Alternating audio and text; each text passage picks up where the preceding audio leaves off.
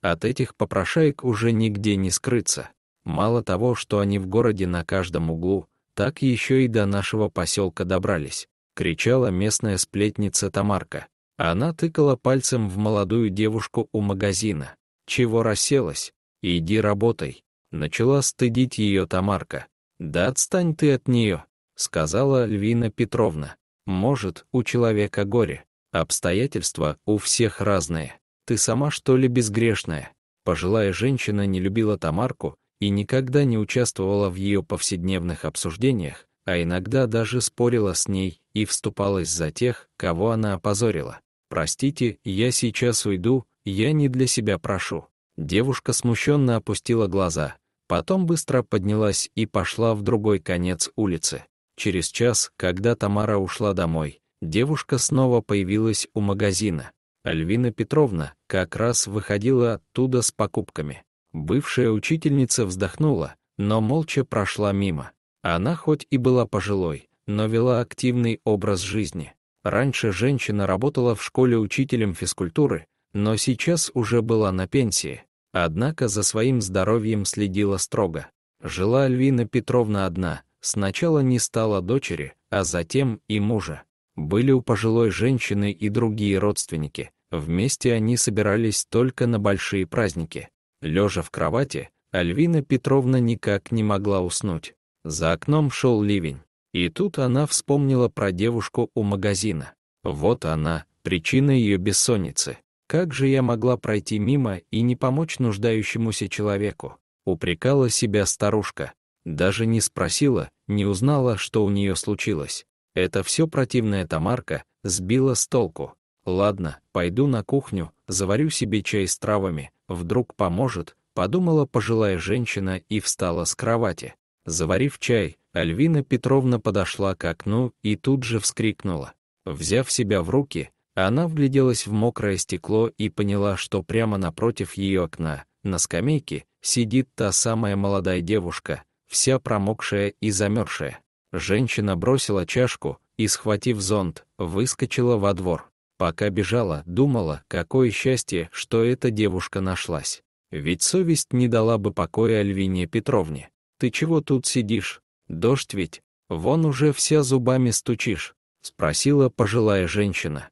«Вставай и иди за мной. Сегодня у меня переночуешь, а завтра что-нибудь придумаем», — сказала старушка. «Я не могу. Я не одна. Зачем вам эти проблемы?» И Альвина Петровна увидела на руках у девушки маленькую промокшую кошку. Так вот, для кого она просила покушать. По телу женщины разлилось тепло и умиление. «Ну-ка, быстро за мной. Шагом марш!» Прямо как на урок физкультуры скомандовала бывшая учительница. «И кошку тоже бери. В моем доме всем место найдется». Девушка молча встала и пошла за Альвиной Петровной. Дома пожилая женщина завернула кошку в сухое полотенце, а девушку отправила в ванну, выдав свой халат. Потом сытно накормила обеих и отправила спать. После того, как ночные гости уснули, Альвина Петровна долго сидела на кухне и думала, что же у нее могло случиться, что девчонка оказалась ночью на улице, да еще и с кошкой на руках. Ладно, завтра спрошу, а сейчас пора отправляться в постель, а то уже скоро солнце встанет. Утром пожилая женщина согрела чайник, налила чай и, усадив гостью за стол, начала расспрашивать. «Ну рассказывай, что же с тобой произошло, как тебя зовут и как ты оказалась на улице?» Девушка посмотрела на старушку и начала свой рассказ. «Я Света, а кошку зовут Мася, и мы на этом свете никому не нужны. Мася уже не молодая кошечка, она иногда болеет, и кроме меня за ней ухаживать никто не будет. А она моя главная защитница, я не могу ее бросить. Мы вчера из дома ушли. Долгое время мы жили вдвоем с мамой, но недавно из тюрьмы вернулся отчим, и жизнь стала просто невыносимой. Масю мы с мамой подобрали на улице котенком, когда отчим еще сидел.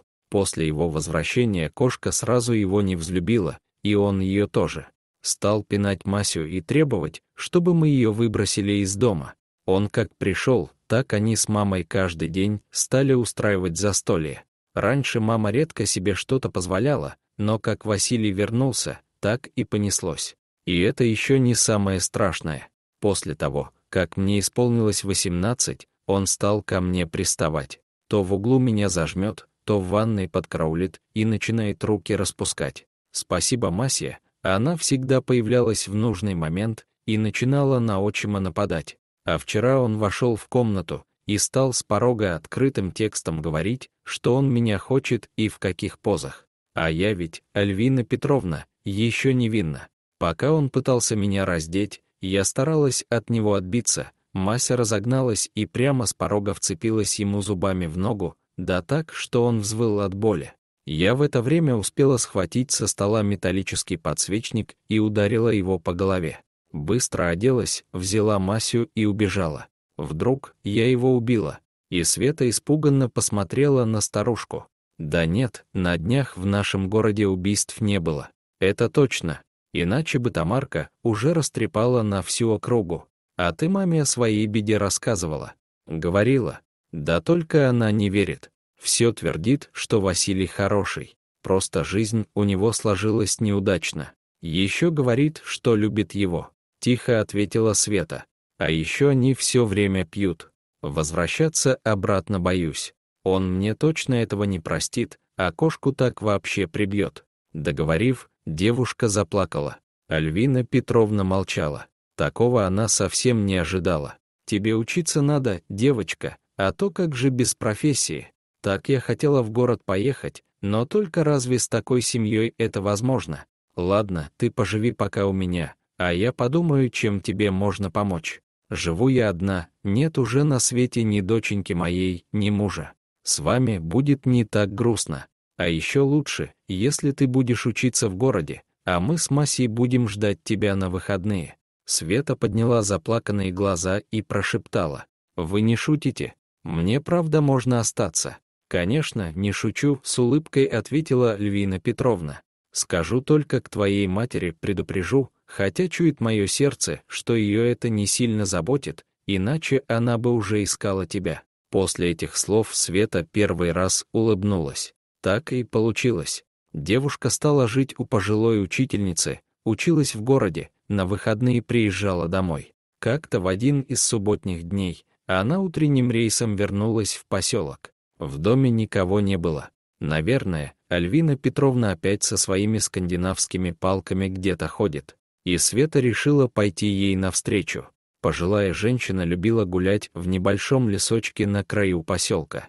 Еще издалека Света заметила Масю. Та бежала ей навстречу и истошно орала, как сирена скорой помощи. Девушка сразу почувствовала неладное. Она поспешила за кошкой, та явно ее куда-то вела. И действительно, в лесочке под деревом сидела Альвина Петровна. «Светочка!» Что-то сердце колотится так, что, кажется, сейчас выпрыгнет из груди. Света быстро вытащила из сумки телефон и стала звонить в скорую. «Да она долго ехать будет, позвони лучше доктору нашему, Сергею Ивановичу. Тут до фельдшерского пункта недалеко. Он быстрее, чем скорая доберется». «Ну вот, теперь вы меня с Масей спасли», — шутила Альвина Петровна. Девушка даже не подозревала, что старая учительница уже составила на нее завещание. Старушка полюбила Свету и Масю и не могла позволить, чтобы после того, как ее не станет, они снова оказались на улице. Дорогие зрители, если вам понравилось это видео, то ставьте лайк и подписывайтесь на наш канал. До свидания.